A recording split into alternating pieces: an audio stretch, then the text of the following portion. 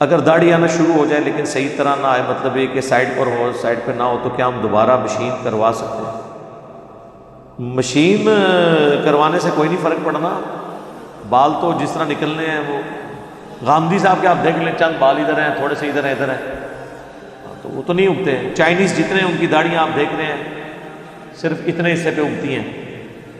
تو یہ state of mind ہوتا ہے، بال جو ہے نا آ ہی جاتے ہیں تھوڑی دیر بعد۔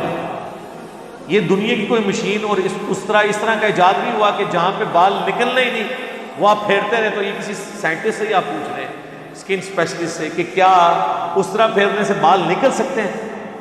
نہیں، جب زمین ہی بنجر ہے کسی حصے میں وہاں سے بال نہیں نکلتے۔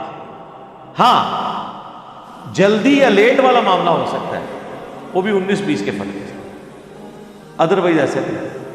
میری داڑھی جا کے آلموسٹ 21-22 سال کی عمر میں نکلی ہے، پہلے چند بال تھے۔